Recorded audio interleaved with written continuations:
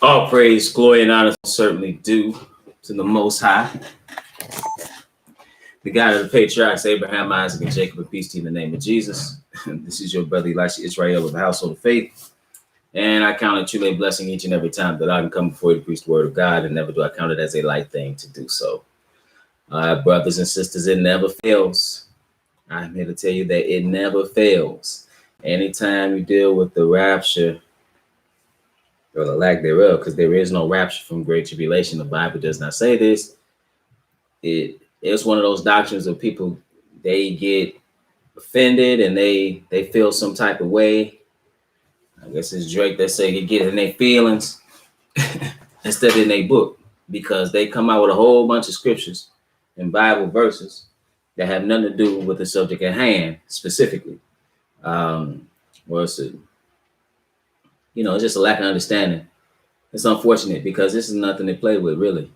The Bible doesn't say. I mean, I gotta. Somebody wrote me a dissertation. Well, I don't know if they wrote it to me. They just wrote it a dissertation. I mean, and all wrong. All wrong. That's just. It's unfortunate. Okay. So they came up there, and then what they do is, see, sometimes you have people who, when you're dealing with God's words, you got to know what you're doing, really, because there's nothing to play with.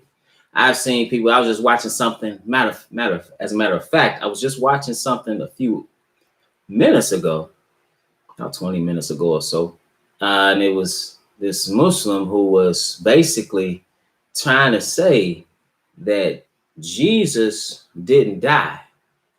And he tried to use Matthew 12, where as Jonah was in the belly of the whale for 3 days and 3 nights, so shall the Son of Man be in the heart of earth for 3 days and 3 nights. See, he didn't die, right? So if he didn't die, he couldn't have been resurrected, right? You see what I'm saying? So,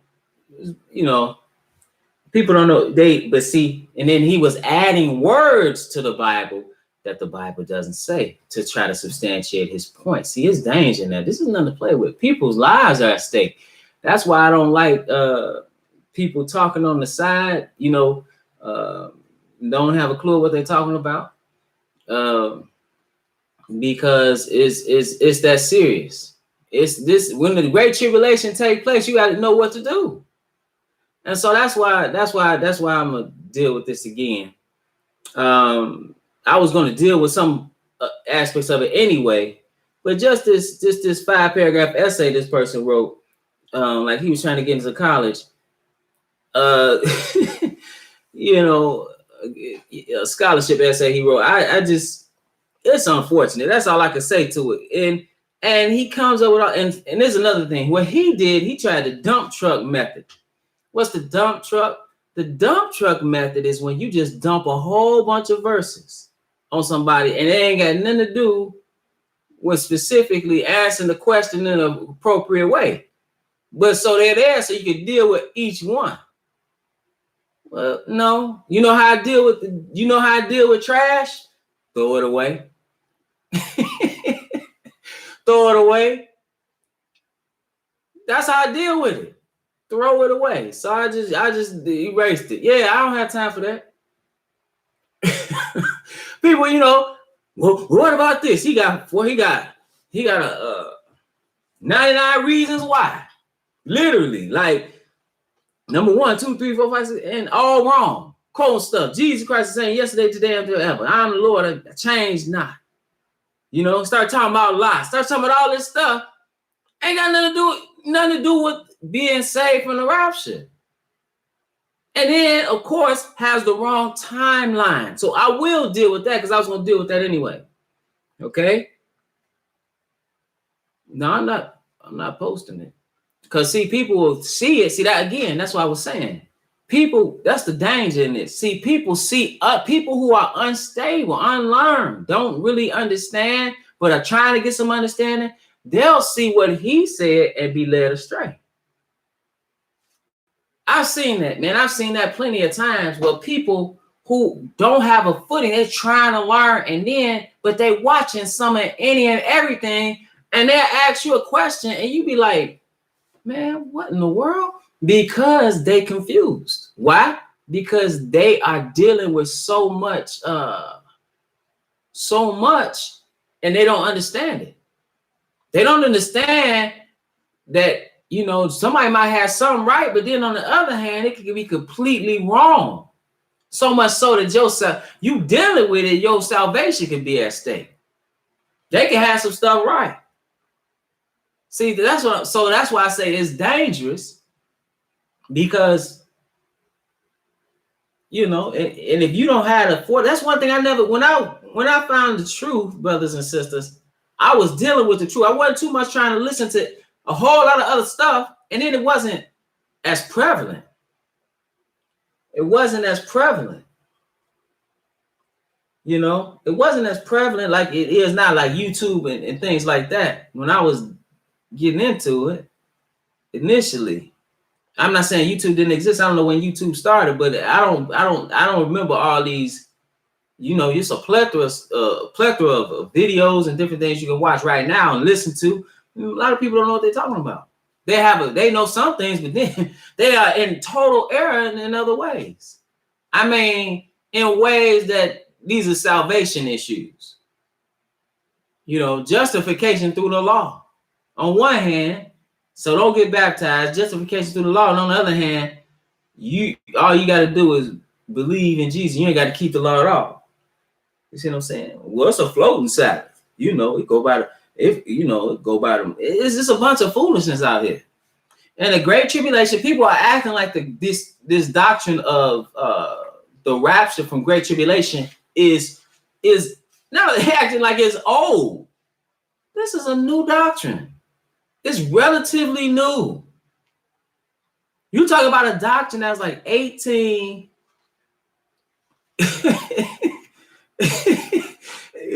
Yeah, well, yeah, just thank you. Yeah, you writing it like somebody screaming. Just because you say it loud don't make it true.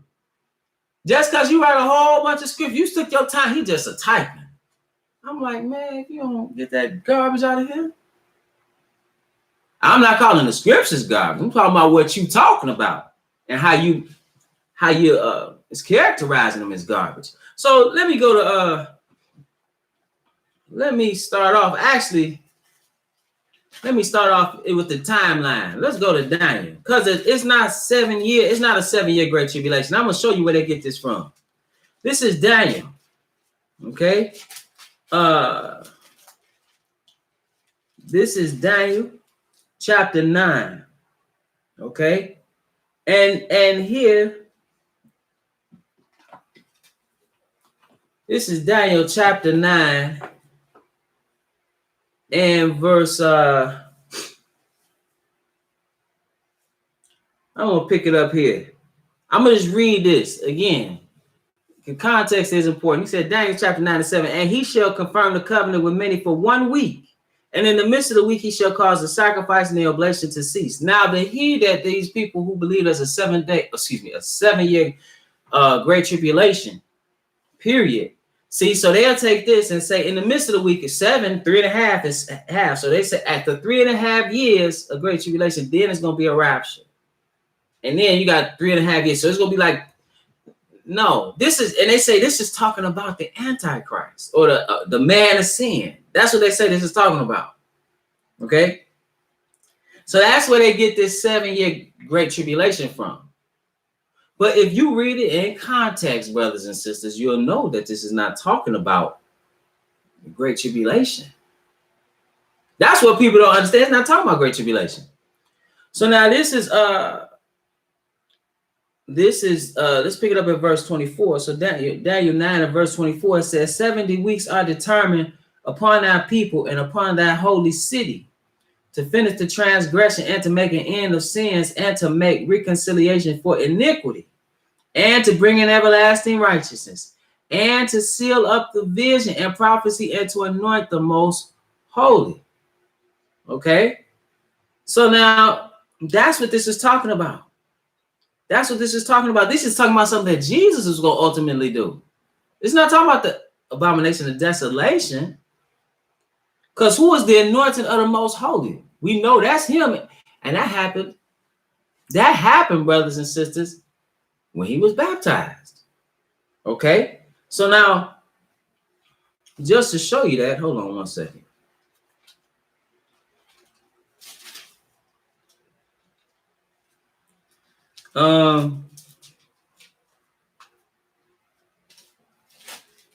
Give me 1 second.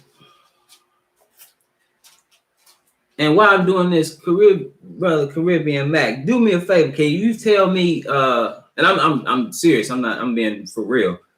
If you saying make a podcast, what would if you can explain to me? Because I don't know. I'm not technically inclined.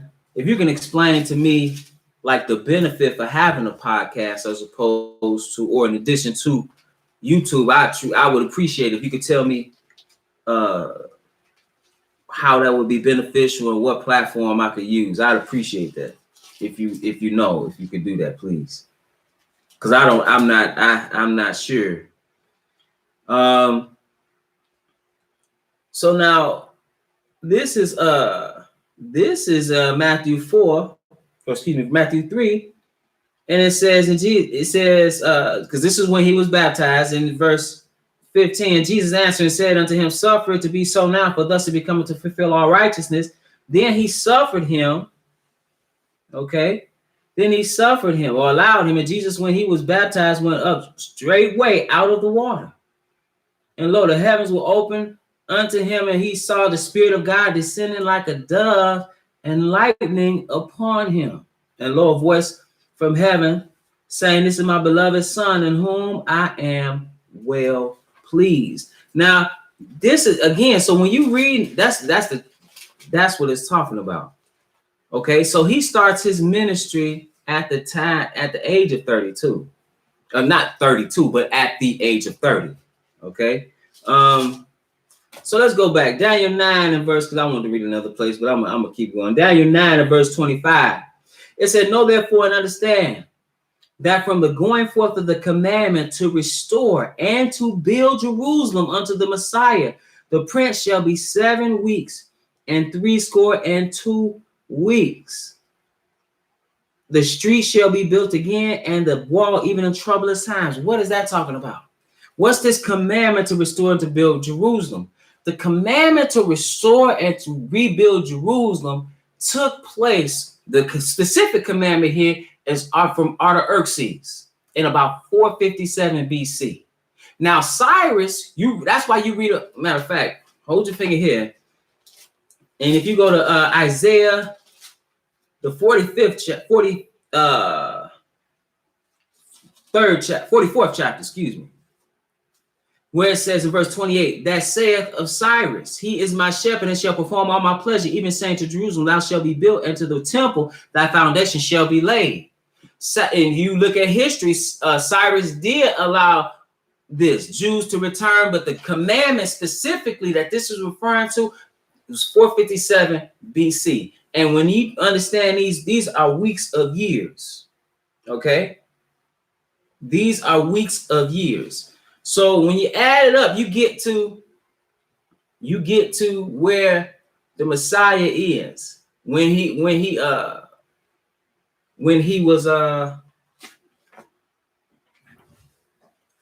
was starting his ministry. Okay, and he did that for 3.5 years.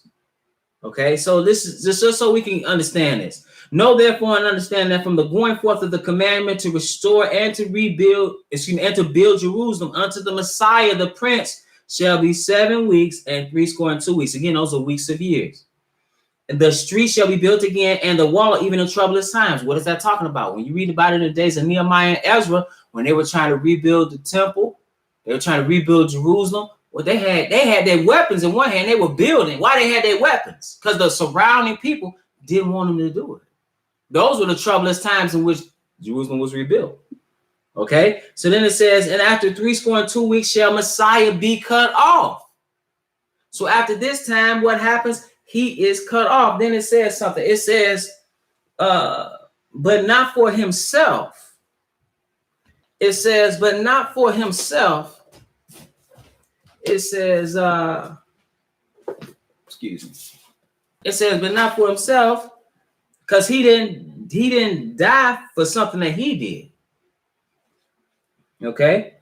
And after 62 weeks shall Messiah be cut off, but not for himself, and the people of the prince shall come shall destroy the city and the sanctuary. That took place in 70 AD. Titus and the Romans. And the end thereof shall be with the flood, and unto the end of the war desolations are determined. And he shall confirm the covenant with many for 1 week. This is not talking. Now, we didn't read in context. This is talking about the Messiah. It's not talking about the Antichrist during Great Tribulation. And he shall confirm the covenant with many for 1 week. And in the midst of the week, he shall cause the sacrifice and the oblation to cease. How does he cause the sacrifice and oblation to cease? He's causing the sacrifice and oblation to cease because, let's see, hold your finger here. Let's see what happened when he gave up the ghost. Okay, let's see what happened. See, again, people go there and try to make up doctrine. This is Matthew 27 and verse 51. In verse 50, Jesus, when he had cried again with a loud voice, yielded up the ghost. And behold, the veil of the temple was rent in twain from the top to the bottom, and the earth did quake and the rocks rent. What is the veil? The temple and the veil separated the holy place from the most holy place. Showing you, brothers and sisters, that that was the end of animal sacrifice, because Jesus, what we call Jesus in English, was the ultimate sacrifice. You understand? That's how he caused the sacrifice and the oblation to cease. It's not talking about what the Antichrist is going to be doing during Great Tribulation.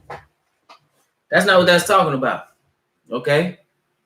In this case, that's not what that's talking about. And he shall confirm the covenant with many for 1 week. So now you have 486 and a half years, and then there's a stop, and there's that 3.5 years remaining, which makes it 6. These are weeks of years. 70 times 7 is 490. That 3.5 years that's remaining is going to take place when he come back. Hold your finger here and go to Ezekiel, the 20th chapter. Ezekiel, the 20th chapter. See, this is what he gonna do when he comes back, brothers and sisters. Ezekiel, the 20th chapter, because he's gonna come back, and just like he dealt with Israel in the wilderness, it's the first time, he's gonna do it again. He says in Ezekiel 20 and verse 34, and I will bring you out from the people, and will gather you out of the country wherein ye are scattered, with a mighty hand and with a stretched out arm, and with fury poured out. And I will bring you into the wilderness of the people, and there will I plead with you face to face, like as I pleaded with your fathers in the wilderness of the land of Egypt, so will I plead with you, saith the Lord. Okay, he's not coming back. He's gonna come back and finish his ministry, brothers and sisters. That last 3.5 years that's remaining in the 490. Because when you look at all that has to be done, he's still got 3.5 years left. But it's a break. It haven't finished yet. Okay? Because that's why when Daniel's, he's reading, he said, wait a minute, this should be, he's not understanding what Jeremiah's the one that prophesied of it in the first place. So that's what this is talking about. But people will go ahead and say, oh, this is the Antichrist. He's gonna be doing things in 3.5 years. He's gonna make a covenant. It's gonna be peace, and then they messed that all up. All right. So now let's go to. So it's not 7 years. Matter of fact, it's 3.5. Let's read it, because the Bible tells you over and over and over again that the Great Tribulation. Now that wasn't talking about Great Tribulation per se, but when you read about the Great Tribulation, it's telling you that it's 3.5 years. This is Daniel, the 7th chapter, and we're gonna pick it up at verse 24. And the 10 horns out of this kingdom are 10 kings that shall arise, and another shall arise after them, and he shall be diverse from the first, and he shall subdue 3 kings. Okay, so now you have these revivals of that last kingdom, which was Rome. Okay, and the 10th one that's coming, brothers and sisters, is this abomination of desolation. And he's not like the other ones. He's not like Justinian. He's coming. He's not or so he's not like them in a sense. Or these, some of these other ones, he's coming back. Charlemagne, he's coming. Napoleon, no. Mussolini, he's different in that he's going to be empowered directly from Satan. Okay? And it says, and 25, and he shall speak great words against the Most High. Okay? So now what words is he going to speak against the Most High? Let's just look at what he's going to say. Hold your finger here. And let's look at something that Paul says. This is in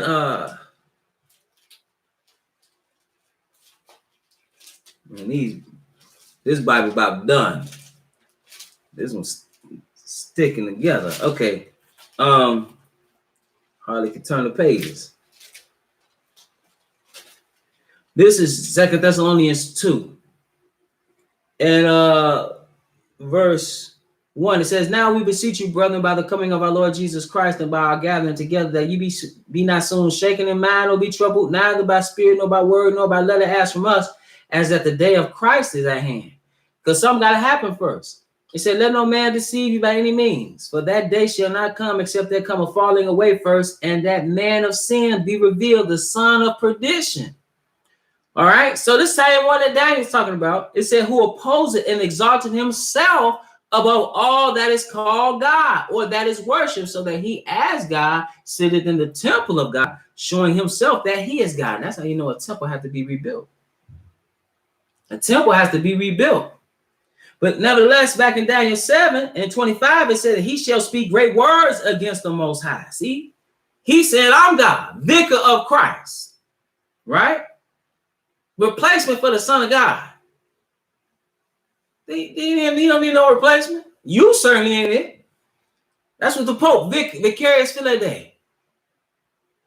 But nevertheless, it says that he shall speak great words against the Most High, and shall wear out the saints of the Most High. Pontifex and Maximus. And now listen, but what it said, and he shall wear out the saints. I thought it was going to be a rapture. Well, see, it's going to be a rapture 3.5 years. And then what's going to be 3.5 years great tribulation? Then it's going to be a rapture. There is no rapture. There is no rapture. Again, what we just read, where they get the rapture from, that's not talking about a rapture at all, or great tribulation at all. So it says, and they shall be given into his hand. Now we find out how long the great tribulation is. And they shall be given into his hand until a time and times and the dividing of time. What's that? 3.5 years. 3.5 years. But people, man, this is nothing to play with. It really is nothing to play with. I don't understand. Well, I kind of do understand. I think, I do understand. People want to do what they want to do. They want to do what they want to do. But it's to your own detriment. It really is. It's to your own detriment.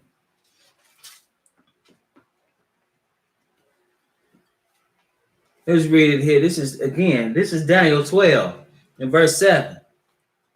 Because actually in verse 1, he says, and at that time shall Michael stand up, the great prince will stand up for the children of thy people, and there shall be a time of trouble, such as never was since there was a nation, even to that same time. Right? So you read in Matthew the 24th chapter, that except those days shall be shortened, no flesh shall be saved, but for the elect's sake those days shall be shortened. Right? There's no time like this. That's what I'm saying. There's nothing to play with. So you have to know what's going to happen. He says, such as never was since there was a nation, even to that same time, and at that time thy people shall be delivered, everyone that shall be found written in the book of life. Because he tells you the deliverance, verse 2. Because some people, he talking about the rapture. He didn't say that. He didn't say that. Verse 2, and many of them that sleep in the dust of the earth shall awake, some to everlasting life and some to shame and everlasting contempt. That's the resurrection. When is that taking place? When he comes back immediately after the tribulation of those days. You read in Matthew 24 and 29. That's when he's coming back. That's when he's coming back.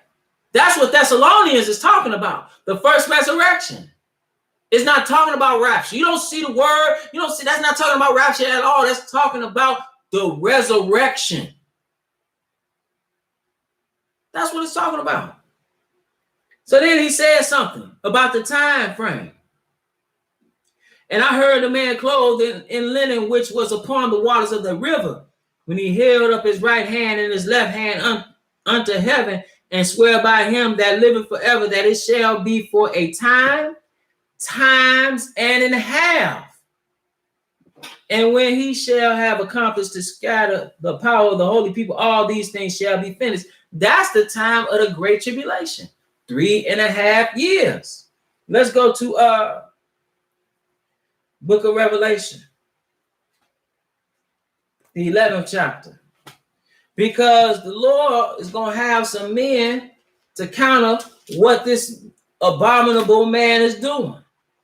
They're going to have their ministry.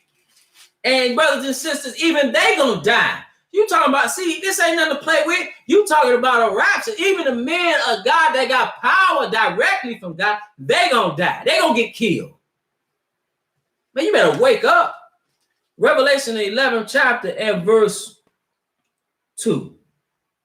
It says, but the court which is without the temple leave out and measure it not, for it is given unto the Gentiles. And the holy city shall they tread underfoot 42 months. How long is that? That's 3.5 years. Then what's going to happen during during the great tribulation?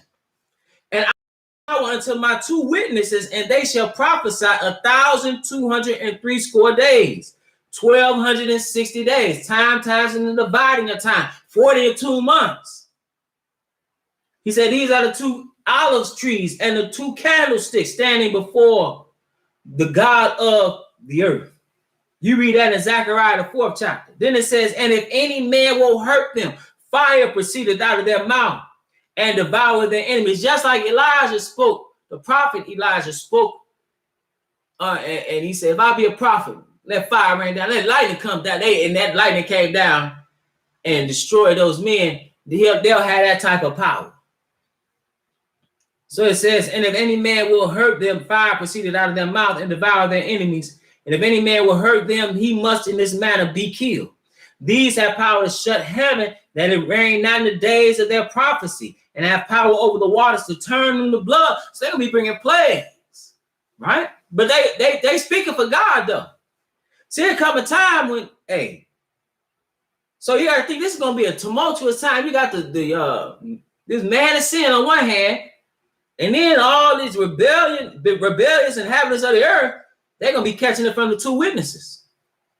And it says, and when they shall have finished their testimony, the beast that is ascended out of the bottomless pit shall make war against them and shall overcome them and kill them. So wait a minute. We just read he's going to be wearing out the saints. We read that these men who got power directly from God, they doing miracles, they dropping plagues, they're going to be killed. We read the other day where it says concerning the great tribulation, that was yesterday, and under the 5th seal in Revelation 6 and 9, and when he had opened the 5th seal, I saw under the altar of the souls, and then it was slain for the word of God and for the testimony which they held. And they cried with a loud voice, saying, how long, O Lord, holy and true, dost thou not judge and avenge our blood on them that dwell on the earth? And the white robes were given unto every one of them, and it was said unto them that they should rest yet for a little season until their fellow servants also and their brethren that should be killed as they were should be fulfilled. But you're talking about a rapture. I'm telling you, better take heed. And there's another thing. We talking about be watchful. He's talking about make sure your garments are white. See, because you could be one and you can say, oh, the Lord ain't come. I didn't think about that. And you can get off the path. And then next thing you know, you ain't got no oil in your lamp. But this is back to Revelation 11. So it says they're gonna be killed in verse 7. It says he's gonna make war against them and shall overcome them and kill them, and their dead bodies shall lie in the street of the great city, which spiritually is called Sodom and Egypt, where also our Lord was crucified. And listen to this, and they of the people and kindreds and tongues and nations shall see their dead bodies 3 days and a half, and shall not suffer their bodies be put in graves. So they're gonna be so happy that these men, these prophets of God are dead. They're going to just leave their bodies in the street. And they that dwell upon the earth shall rejoice over them and make merry and shall send gifts one to another, because these two prophets tormented them that dwelt on the earth. And after 3 days and a half, the spirit of life from God entered into them, and they stood upon their feet, and great fear fell upon them which saw them. What is it talking about? That's talking about that's going to be happening that's going to be happening in the resurrection. He's coming back. You see, that's what's about to happen. But let's go to, so you read it there that they're going to be prophesying. It's not a coincidence that they're prophesying for that time. Let's read it again in Revelation, the 13th chapter. It says here, in verse 5, and there was given unto him a mouth speaking great things and blasphemies, and power. This time about this man is saying again, and it says, and power was given unto him to continue 42 months. How many times? This is asinine, really, when you think about it. You in the Bible, they tell you 5 separate times when or how long great tribulation is. It tells you 5 times how long great tribulation is. It says it in different ways 5 times, the same time period.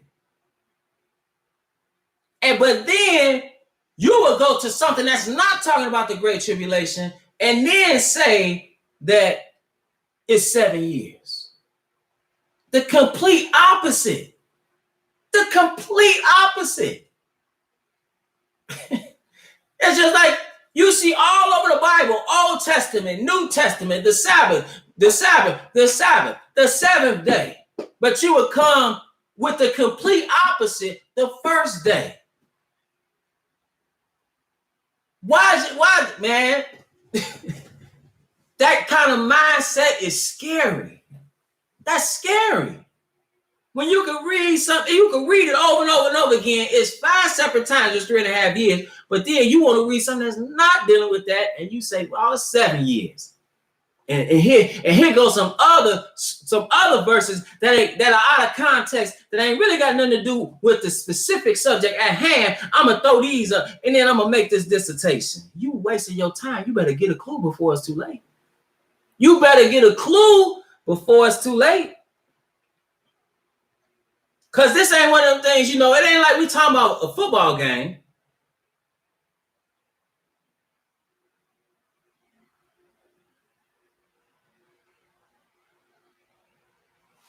We're not talking about a football game.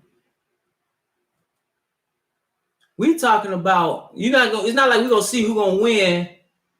And then, you say somebody's going to win, and I'm going to say somebody's going to win. And then we'll see when the game is over. No, when you find out you were wrong, it's going to be too late. It's going to be too late. I don't understand people. I will say this. The Lord is extremely patient.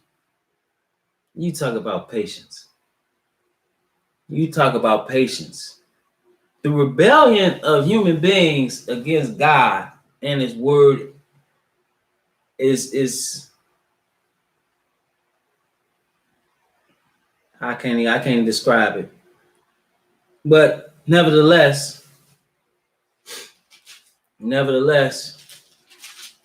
that's his word.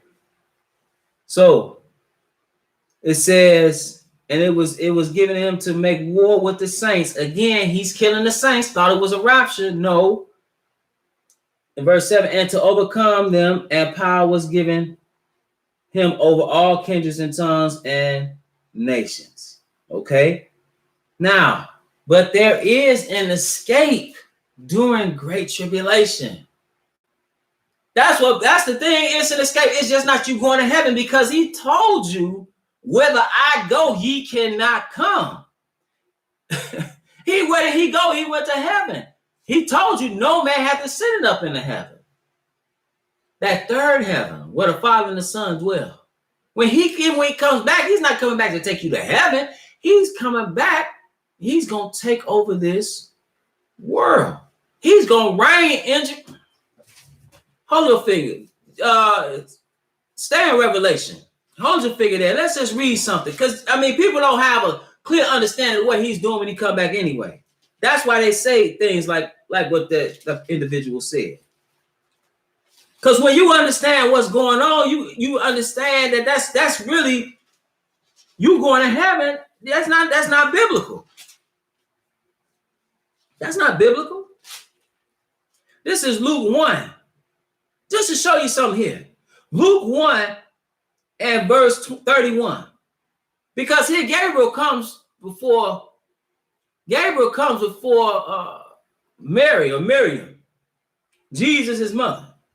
And he says in verse 30, it says, and the angel said unto her, fear not, Mary, for thou hast found favor with God. And behold, thou shalt conceive in thy womb and bring forth a son, and shall call his name Jesus. Then he says something. He shall be great and shall be called the Son of the Highest, and the Lord shall give unto him the throne of his father David.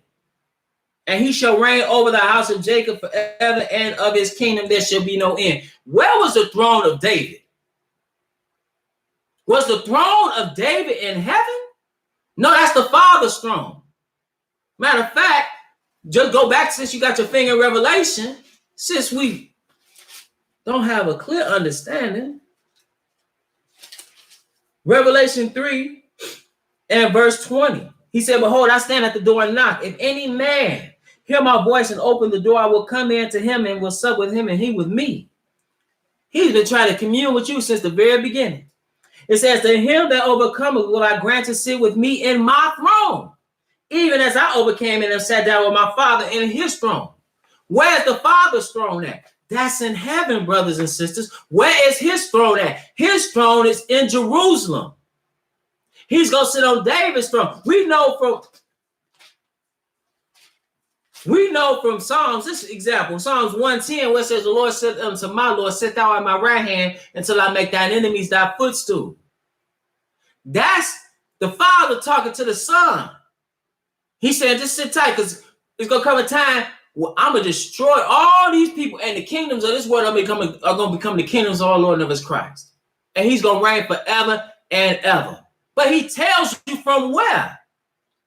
Again, he told you to pray, our Father which art in heaven, hallowed be thy name, thy kingdom come. He tells you in Matthew the 5th chapter that Jerusalem is the city of the great king. Who is the great king? So how's you go? Where you going to heaven? Where's that at? That's not in the Bible. So you talking about a rapture? The whole concept falls on its head when you understand you not going to heaven. That's not biblical. But you want to dump 1,000 verses that you don't know what you're talking about. I try to be calm. Zechariah.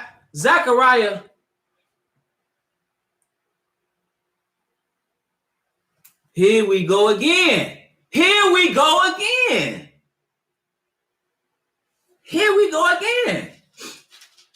Ladies, brothers and sisters, I don't have time for foolishness. If you don't if you don't agree, move on. Because I'm gonna just erase your stuff or put you like a little child in timeout.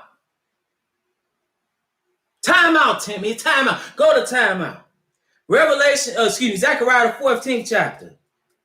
Just to show you that Jesus is gonna be on this earth. Zechariah the 14th chapter and verse 9. It says, the Lord shall be king over all the earth, and that day shall there be one Lord, and his name one. Then verse 16, and it shall come to pass that everyone that is left of all nations which came against Jerusalem shall even go up from year to year to worship the King, the Lord of hosts, and to keep the Feast of Tabernacles. You know the feast that's going on right now?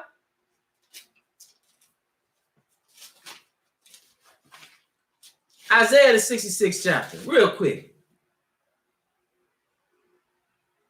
It says, and as the new heavens and the new earth, which I will make, verse 22, 66 and 22. For as the new heavens and the new earth, which I will make, shall remain before me, saith the Lord, so shall the seed of your name remain. And it shall come to pass that from one new moon to another, and from one Sabbath to another, shall all flesh come to worship before me, saith the Lord. But where are they going? Where is he at? Let's get a clue. Isaiah the second chapter. Verse 1, the word that Isaiah the son of Amoz saw concerning Judah and Jerusalem. And it shall come to pass in the last days that the mountain of the Lord's house shall be established in the top of the mountains, and shall be exalted above the hills, and all nations shall flow unto it. And many people shall go and say, come ye, and let us go up to the mountain of the Lord, to the house of Jacob, and he will teach us of his ways, and we will walk in his paths. For out of Zion shall go forth the law and the word of the Lord from Jerusalem. He is going to be here on this earth. You are not going to heaven in any way, shape, or form. That's what I'm saying. I could really destroy the rapture doctrine with just that. You are not going to heaven because it is not biblical. Nowhere do you see it. All the Bible talking about is kingdom being established on this earth, and you talking about going to heaven. Man, that's from Satan, man. He had that same mindset. You read in the book of Isaiah. That's totally contrary to what's written. Now, Revelation 12. Revelation 12, and we're going to pick it up here because if you want to know what you need to do during great tribulation, you need to pay attention to what the Bible is saying about you escaping during great tribulation. Not just making something up. Revelation the 12th chapter, and we're going to pick it up at verse, I'm going to just pick it up at verse 1. Because a lot is going on in this chapter. But in Revelation 12 and verse 1, it says, and there appeared a great wonder in heaven, a woman clothed with the sun and the moon under her feet, and upon her head a crown of 12 stars. Okay, so now that's talking about Israel. Okay, and you know that's talking about Israel because of the dream in Genesis, the 37th chapter that Joseph had, where he saw the sun and the moon and the 11 stars make obeisance unto him. Okay, so that's figuratively speaking, this represents Israel. Okay, his church. Then it says in verse 3, and there appeared another one in heaven, and behold, a great red dragon having 7 heads and 10 horns and 7 crowns upon his head, and his tail drew the third part of the stars of heaven. And it says, now the great red dragon, that's talking about Satan, okay? And they cast them to the earth. So now the stars of heaven talking about the angels. So even people have it totally confused, brothers and sisters. Even when they're talking about Satan, they say Satan is in hell. The Satan is in hell. This red man in hell, he roasted people. When you talk about when you say, man, Satan, you look down in the ground somewhere. Brothers and sisters, Satan, you keep reading this, you understand Satan is right here on this earth. He's walking to and fro on the earth, thinking about whom he may devour. That's where he's at, under the chains of darkness, waiting for the time during which he will be cast into the lake of fire. The hell lake of fire hasn't even been established yet, and that's going to be on the earth. If we would have kept reading Isaiah the 66th chapter, when they go up to worship, they're going to see the carcasses of the men, the beast and the false prophet that were cast into the lake of fire. This is when he's established his kingdom, because they're the first ones that are going to be cast into the lake of fire. 1,000 years later, approximately, then Satan is cast in with a beast and the false prophet are. People have no idea what's in this book, but they steady typing. They get mad. I'm gonna dislike this video. That's fine. It says in verse 5 or verse 4, and his tail drew the third part of the stars of heaven, and did cast them to the earth. And the dragon stood before the woman, which was ready to be delivered for to devour her child as soon as it was born. What is that talking about? Go to Matthew, the 2nd chapter. You can read about it. When Herod tried to kill that king of the Jews. See, that went on, but he was trying to kill See, spiritually speaking, it's a whole nother plane, stuff going on, a whole nother plane that you see manifested in the physical. That's what it's talking about. So that was Satan behind that. Then it says something. And the woman, pay attention, the woman that was described, see, a lot is going on in this verse. The woman that was described, it said, as she brought forth a man-child. That's talking about the Messiah, who was to rule all nations with a rod of iron. And her child was caught up unto God and to his throne. Right? He said, you'll sit on my throne as I sat on my father's throne. He's on the throne of his father in heaven. But his throne, brothers and sisters, he's going to reign from Jerusalem, from David's throne. Then it says, and the woman fled into the wilderness where she hath a place prepared of God. Now, wait a minute. Now we're talking about a whole different time.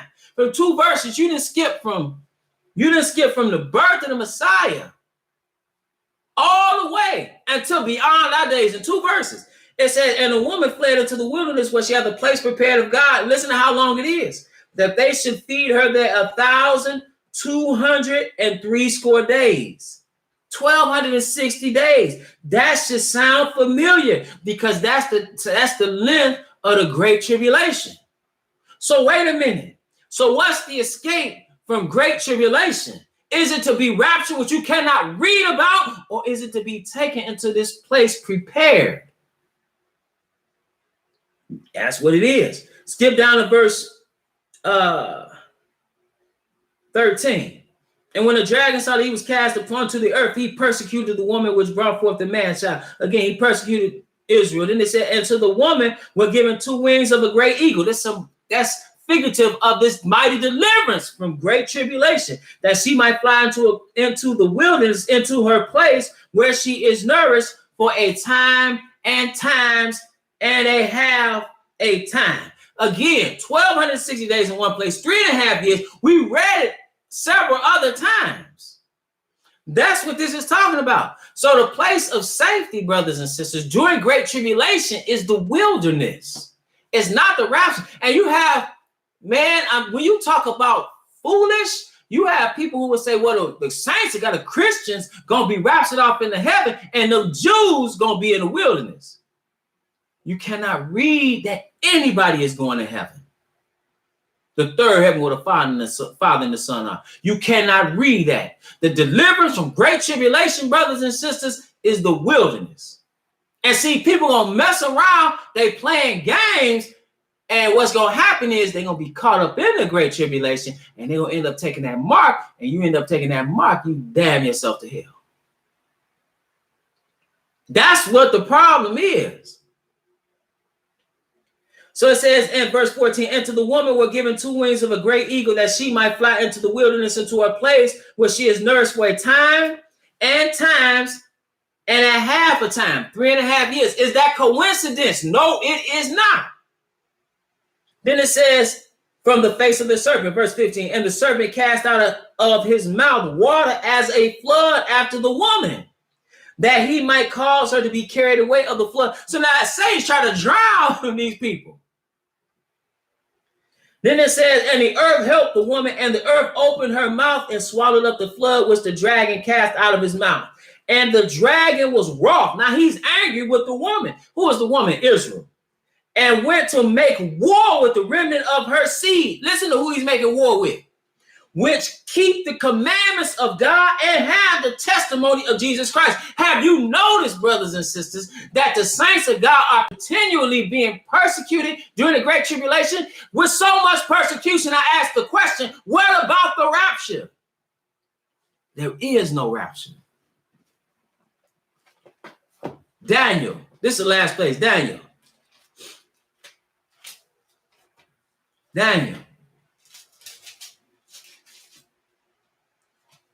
This is the book of Daniel, because we want to find out where even this place of safety is.